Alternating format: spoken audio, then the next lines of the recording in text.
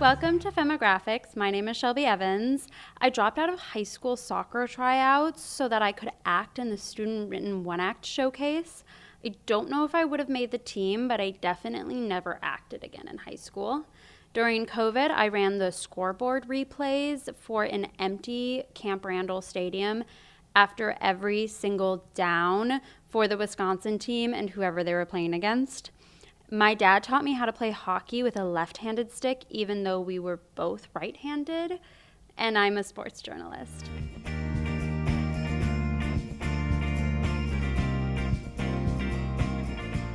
Last episode, we learned about audience segmentation and targeting from a traditional commodity viewpoint.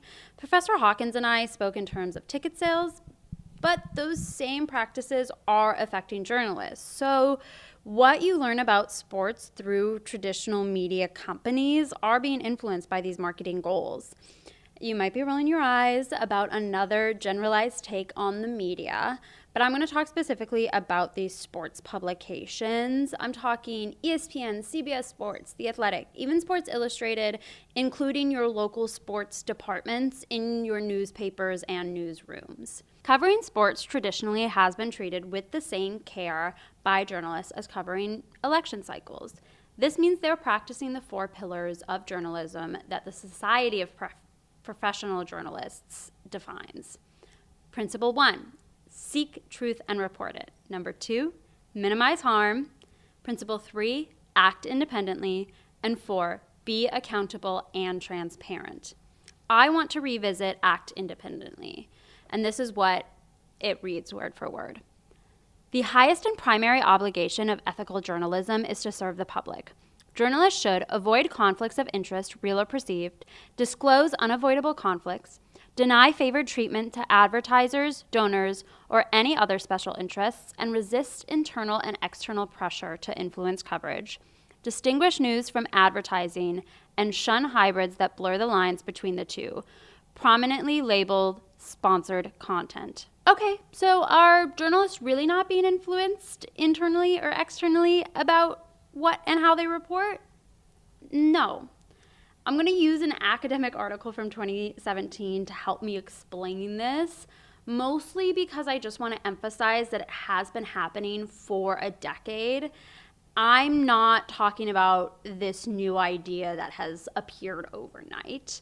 So this was written by Yoon-Ji Lee and Edison Tandok for the Journal of Human Communication. When the internet started threatening newsrooms, there was also benefits to it. And this included more audience feedback and getting that feedback faster. So it was more automatic, and deliberate feedback could be recorded. It was more inclusive. They could come from a much larger number of audiences than how they were getting it before. And it was more comprehensive because they were able to get textual and numeric forms of data on the audience. And it was more public. It became more visible for journalists, but also other internet users. And even though there was decreasing audience size, journalists could turn to these new forms of audience feedback to understand better and cater to what those audiences wanted. And that's what has been happening. So how do they try and cater to what the audience wants? Well, traditionally, because of the independence, journalists shielded that process of external influences to protect their autonomy. But now they turn to those audiences to guide their selection. And that starts with morning meetings to plan a day's news coverage. It usually begins with discussing the trending topics on social media and what the editors have identified, the events, issues, or topics that online audiences might be interested in.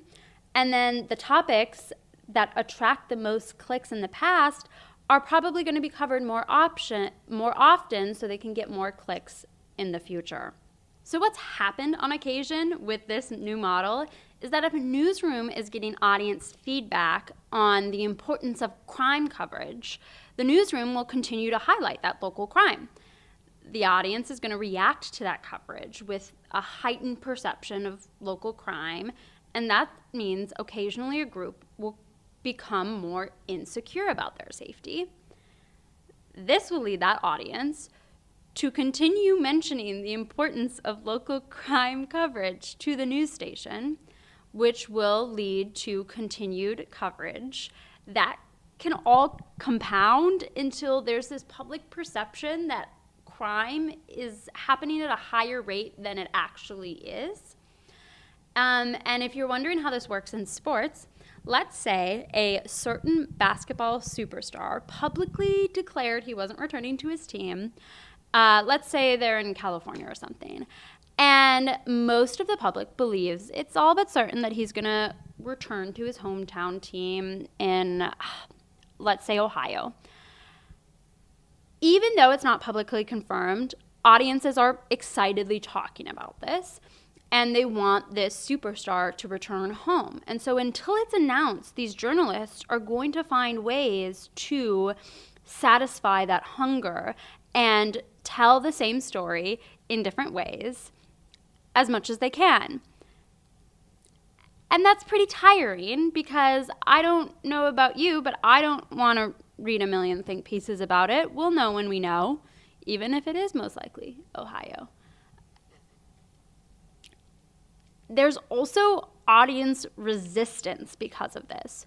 So it's called confirmation bias, and what happens is, think about your family members that only watch Fox News or CNN. They really are only receptible to facts that confirm their bias. They seek out that information and often forget facts that don't confirm their ideas. So if someone is scrolling and they see a headline that the basketball superstars is entertaining contract offers from a Miami team, there's going to be a group of people that scroll past that article because they're only interested in coverage that confirms the most likely place is going to be Ohio for that player. This is all a byproduct of newsrooms trying to understand their audiences to receive the most profitable demographics. Newspapers have focused on targeting the white, affluent, educated demographic.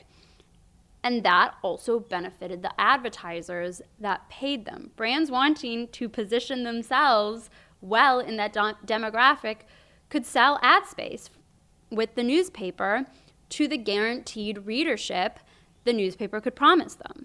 I'm going to round this out with my last boring academic source.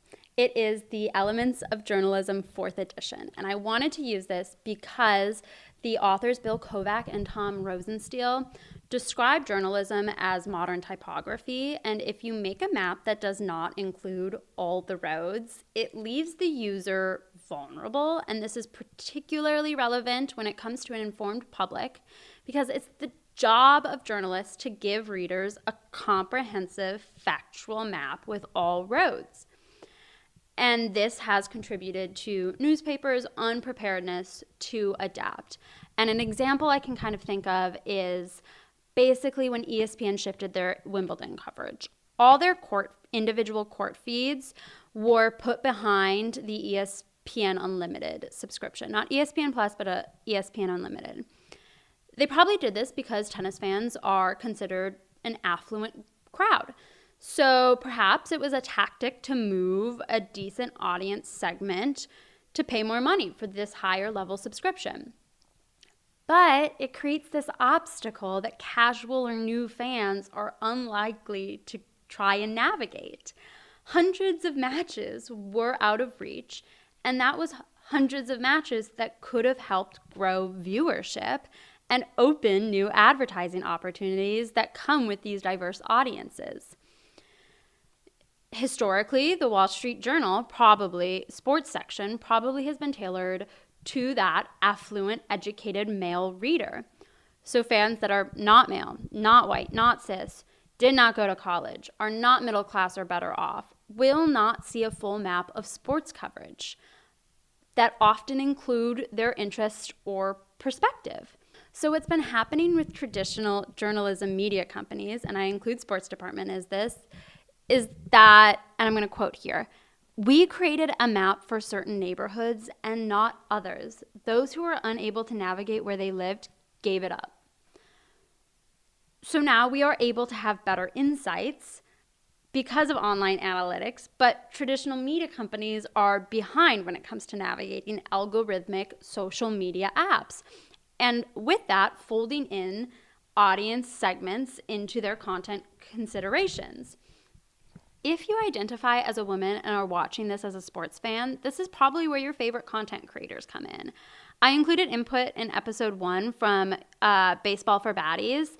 And what Kate did there is she identified a road that existed, but it wasn't being included on the maps. It wasn't being drawn by MLB writers, editors, broadcasters. She wanted a deep understanding of baseball in an accessible and relatable voice that was timely and insightful, and drew the map for the others people like her. Morgan Riddle isn't saying women don't want insightful, accurate sports coverage. She's saying there's a road on the map that hasn't been drawn, but many people are taking it, and it includes those that enjoy the specter aspect of the sport. They want to get dressed up and they want to show off their outfits, and they want to see what the Wags are wearing in the paddock. And she's creating that map very successfully. The Athletic HQ has 408,000 followers on Instagram. Morg's Instagram has 503,000 followers. I'm going to leave you with this quote to chew on while you wait for the next episode. The platforms have changed their algorithms in a way that benefits them financially, but increasingly make it unlikely we will see serendipitously everything we might want to know. We increasingly will be left behind. Civic awareness will slip away from us like physical fitness from disuse. Our worlds will narrow. Our definitions of community will be distorted. Tribalism will intensify. We will forget how to disagree. We will resent pluralism. It has already begun. The press did not create these problems. It did enable them. I will see you soon.